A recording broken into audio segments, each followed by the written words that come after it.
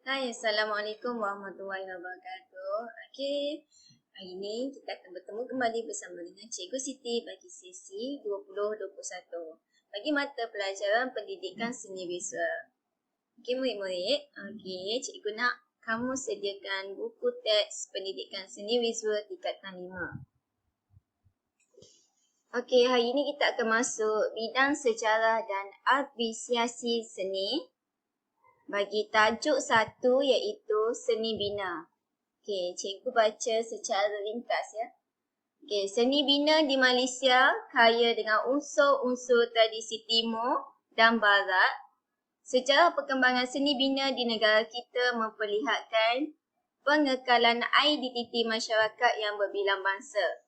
Okey, setiap binaan mempunyai reka bentuk dan ragan hias yang berbeza dengan tujuan dan maksud yang tersendiri. Kini, seni bina tradisional semakin pupus dan hilang nilainya. Rumah kayu tradisional telah digantikan dengan rumah-rumah batu dan ragan hias yang kian dipinggirkan. Jika ada pun hanya untuk tujuan pelancongan dan seterusnya, kemahiran adalah dalam pandai tukar juga semakin berkurangan dan dilupakan. Itu adalah sedikit berkenaan dengan seni bina. Okey, jadi hari ni apa yang cikgu nak kamu capai adalah, cikgu conteng sikit ya.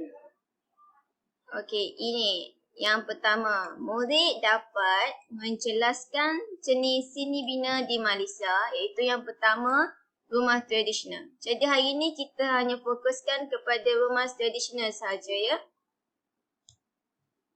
Okey, kita pergi kepada persepsi seni. Okey, cikgu terangkan ya. Selepas merdeka, seni bina di negara kita berkembang dengan pesat. Okey, antara faktor-faktornya adalah faktor agama, budaya, alam semula jadi dan topografi serta iklim dan ekonomi serta gaya hidup dan bahan sedia ada mempengaruhi reka bentuk seni bina ini. Okay, pengaruh luar seperti Indonesia, India, China dan Eropah juga menyumbang kepada seni bina yang wujud pada hari ini. Okay, jadi jelas ya berkenaan dengan seni bina ya. Okay, next kita pergi kepada rumah tradisional. Okay, rumah tradisional ni banyak sangat. Jadi hari ini topik kita memang kita akan fokuskan kepada rumah tradisional. Okay, cikgu terangkan rumah tradisional ya. Okay, kita tengok rumah tradisional. Okay, rumah tradisional adalah rumah Melayu tradisi yang berakar umbi daripada masyarakat Melayu. Seni bina ini memainkan peranan yang penting dalam persejarahan bangsa Melayu. Reka bentuk, kebesaran, kekayaan, pemiliknya dapat dilihat daripada rumah yang dibina. Okay, seni bina rumah tradisional ini mempunyai ciri-ciri yang tertentu, iaitu yang pertama betian dan berpanggon. Okey, cak ya. Okey, betian dan berpanggon dan bertangga. Itu dia punya ciri-ciri dia. Betian, berpanggon dan bertangga. Bumbunya curam dan tinggi serta dia mempunyai perabot yang panjang. Okey, hujung bumbu bulat ditutup dengan tebalayan. Nanti cikgu terangkan tebalayan tu apa ya. Reka bentuk seni bina ini menitik beratkan aspek pengudaraan, pencahayaan dan keselamatan. Selain itu, reka bentuk kaya dengan nilai kerohanian, estetika, etika seni bina, penggunaan, seni ukiran juga berfungsi sebagai ragan hias untuk menambahkan keunikan seni bina ini. Okay, rumah tradisional ni juga dia mempunyai ciri-ciri asas ya. Kita tengok ciri-ciri asas dia adalah yang pertama, rumah ibu. Yang kedua, loteng. Yang ketiga, dapur. Okey, jadi ada 3 ya ciri-ciri asas dia. Yang pertama, rumah ibu, loteng dan dapur. Okey, perbezaan yang ketara terdapat pada bentuk bumbung, perabot dan jumlah tiang. Kita tengok, ini adalah bentuk penggalan secara melintang rumah tradisional. Kita pergi kepada anjun dan serabi. Okey. Anjun dan serabi adalah ruang untuk menyambut tetamu, bersantai, berbincang dan mengadakan majlis kenduri dan melakukan aktiviti seperti menyirap pukat. Okey, menyirap pukat tu kalau kamu nak tahu lebih, okey, tolong cari apa maksud penyirap dekat, lepas tu bagi tahu dekat group. Okay, next. Rumah ibu. Ya, ini adalah ciri-ciri khas kan. Ciri-ciri asal dia rumah ibu adalah ruang untuk berbincang, tempat makan, tidur dan sembahyang. Okey, di mana Wan? Di sini adalah kawasan Wan, rumah ibu. Okey, ni dia ada pemelah dia ada okey, ini dipanggil tebalaya. Okey ni, tebalaya. Dan ukiran motif lebah bergantung. Kita tengok ni adalah ukiran motif lebah. Okey, next adalah ni dipanggil selan. Okey. Next, ini bahagian dapur. Dapur adalah tempat memasak dan menyimpan peralatan memasak. Next, ini adalah pelantang, ruang untuk penyediaan makanan dan tempat simpan barang-barang. Okey. Ini pula dipanggil kekisih. Jadi cikgu harap benda ni awak pun ingat lah ya. Dia punya nama-nama dia. Okey. Next, kita akan pergi kepada rumah bujang atau rumah tunggal. Okay, rumah bujang, rumah tunggal, orang duduk seorang je lah kan. Okay, rumah ini terdiri daripada rumah ibu. Maknanya tetap ada rumah ibu. Apa rumah ibu tadi? Adalah tempat berbincang, tempat makan, tidur dan sembahyang. Okay, next. Rumah dapur adalah tempat untuk memasak dan menyimpan alat dapur, selasar, iaitu serambi. Okay, rumah bujang berselasar ini mempunyai bumbung yang panjang dengan papan pemilah dan atap singgora. Okey, ini adalah atap singgora ya. Salur angin yang menggantikan tingkap ini adalah berfungsi untuk pengudaraan dan pencahayaan. Itu adalah rumah bujang dan rumah tunggal. Okey, next kita pergi pada rumah berpelah. Ini adalah rumah berpelah. Okey, rumah ini mempunyai pemelah yang terletak di kedua-dua belah hujung bahagian atas. Okey, maksudnya kat sini ni. Ni, belah ni ya. Dekat ujung bahagian atas. Tebalaya. Ni tebalaya ni kan. Okey. Bentuk pemelah ini melengkung dan meruncing ke atas. Melengkung dan meruncing ke atas. Pemelah digunakan untuk menutup kasau, lintan atau kasau jantan. Pemelah ini dikatakan mempunyai bentuk seperti ukiran bangau yang terdapat pada perahu nelayan tempatan. Kita dah buat rumah berpelah. Inilah kasau ni. Ni kasau. Maksudnya dekat sinilah dia tutup. Okey, next kita pergi kepada rumah perabung panjang. Okey, rumah Melayu tertua. Ini juga dikenali sebagai rumah bumbung panjang. Okey, kalau perasan kan dia punya bumbung tu panjang ni kan. Okey, rumah ini punya satu bumbung yang panjang dan melintang. Okey, ni kan dia punya panjang dan melintang. Okey, dan ragam hias ni terdapat pada bahagian tebelaya dan pemelah. Ingat balik ni tebelaya dan dia punya pemelah ni ya. Dan ini adalah dia punya bahagian pemelah. Okey. Next kita pergi kepada rumah Minangkabau. Okey, bentuk rumah ini memanjang dan bumbungnya melengkung. Bumbungnya melengkung. Kalau pasal tengok bumbungnya melengkung. Dia memanjang. Okey. Dan pada bahagian hujung. Bahagian muka tebelaya ni tirus dan tinggi. Okey, ni bahagian dia tirus dan tinggi. Ruang di bawah bumbung dipanggil peran atau lonteng. Ia merupakan tempat ruang tidur anak gadis dan tempat menyimpan barang. Okay, ruang ini juga kaya dengan seni ukiran pada bahagian dinding dan panel pintu. Okay, next kita pergi kepada rumah tiang 12.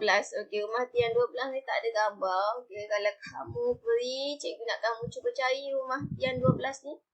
Okay, rumah ini mempunyai 12 batang tiang yang terdapat pada rumah ibu, iaitu 6 batang tiang di serambi, 6 batang lagi di tiang panjang. Rumah ini mempunyai ukiran yang rumit pada bahagian dinding sebagai lambang status pemiliknya. Okay, ukiran ini juga terdapat pada bahagian panel daun pintu, tingkap dan kekisih.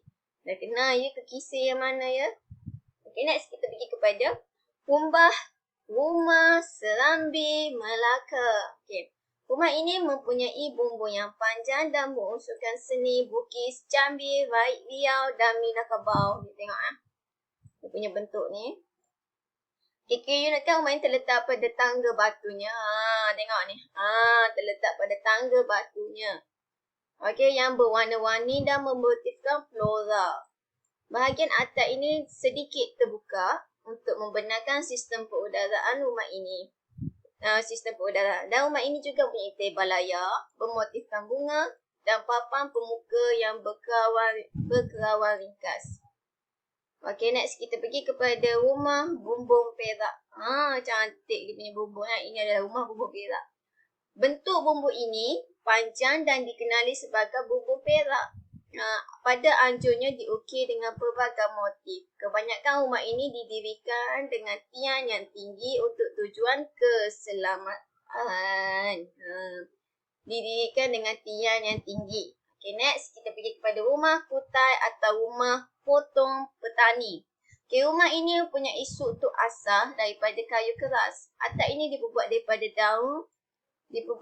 daun biar. Manakala dinding pula dibuat daripada ayaman buluh atau rotan. Kita dapat dua jenis rumah kutai, iaitu rumah kutai tiang 12, rumah kutai tiang 16. Dan keunikan ini dapat dilihat daripada ragan hias dia sendiri. Okey. Ragan hias ini lebih bergantung kepada penggunaan daun lepat tepas sebagai kelarai pada muka tebal layarnya. Okey, dekat sinilah. Okey, next kita pergi kepada rumah lemas dan baju kurung. Wow, dia punya nama. Okey, rumah ini mempunyai bumbung berbentuk limas. Okey, dia kata ini berbentuk limas dan di puncaknya terdapat tunjul langit. Ini. Ya, limas tu macam lebih kepada limau lah kan. Okey, ni tunjul langit. Okey, kekisih yang dipasang di bahagian bawah jendela sebagai sistem keselamatan. Okey, ni kekisih kan. Dan sebagai sistem keselamatan, pengudaraan dan pencahayaan. Okey, kat sini udara boleh masuk, cahaya boleh masuk. Rumah ini kaya dengan seni ukiran yang terdapat pada kekisih, panel pintu dan tikar serta tebal layar. Okey, dia punya tebal layar ni kan. Okey. Motif yang digunakan adalah kosmo, geometri, awal larat dan fauna. Kita dah belajar tingkatan 4, apa itu bentuk kosmo, apa itu bentuk geometri, awal larat dan fauna. Boleh flashback balik, boleh tengok balik nota-nota atas sebelum ni. Okey, next kepada rumah Perabot 5. Okey, rumah ini besar dan tidak memiliki tebal layar. Dia tak ada tebal layar. Okey. Kat mana cikgu nak kata dia tak ada tebal layar? Cikgu naik atas balik. Biar kamu nampak dengan ni tebal layar dia tak ada ni. Dia tak ada ni. Kita pergi kepada rumah baju kurung kita tadi, yang baju kurung ke. Rumah baju kurung. Dia tak ada kan? Tak ada corak macam ni kan? Dia tak ada. Dia tak ada. Itu dah tebal layar. Dan strukturnya dikenali sebagai bentuk bumbung yang terdiri daripada sebuah perabot lurus. Perabot ini bersambung dengan 4 buah perabot yang turun ke cucuran atap dan dihiasi dengan ukiran kerawan. Okey, ini adalah rumah Perabot 5. Next adalah rumah panjang. Okay, rumah ini terdiri pada satu deretan yang mengandungi rumah kelamin. Ini rumah orang yang dah kahwin lah kelamin ni. Seni bina ini berpegang teguh dengan adat tradisi sesuatu suku kaum. Rumah ini mengandungi ruang tancu, serambi iaitu ruang terbuka dan bilik. Rumah panjang ini didirikan untuk tujuan keselamatan. Selalunya dia orang buat tinggi adalah untuk tujuan keselamatan lah. Okay, jadi itu sahajalah yang berkaitan dengan rumah tradisional. Ada berapa yang semua murid? Banyak sangat kan. Kita first sekali cikgu go through. Yang pertama adalah rumah tradisional. 1. Yang kedua, rumah bujan atau rumah tunggal. Yang ketiga, rumah berpelah. Yang keempat, rumah perabot panjang. Dan yang kelima, rumah Minangkabau. Yang keenam, rumah tiang 12. Yang ketujuh, rumah serambi Melaka. Yang ke-8, rumah bumbung perak. Yang ke-9, rumah kutai atau rumah petani. Yang ke-10, rumah limas atau rumah baju kurung. Dan yang ke-11, rumah Perabot 5. Dan yang ke-12, rumah panjang. Jadi, ada 12 rumah yang kamu perlu capai dan yang kamu perlu tahu hari ini. Jadi, dengan ini, cikgu ada sediakan latihan macam biasa. Okey, yang ni cikgu ada printkan, kamu boleh ambil di sekolah. Okey. Cikgu ada sediakan, jadi cikgu nak kamu tulislah nama kamu semua, tajuk seni bina dia, isi tempat kosong dan benda ni cikgu akan screenshot hantar dekat group. Yang mana rumah dekat-dekat boleh datang ambil. Okey, dan cikgu cikgu nak kamu isi tempat kosong ini. Dah siap? Macam selalu atas screenshot atau dekat cikgu, okey?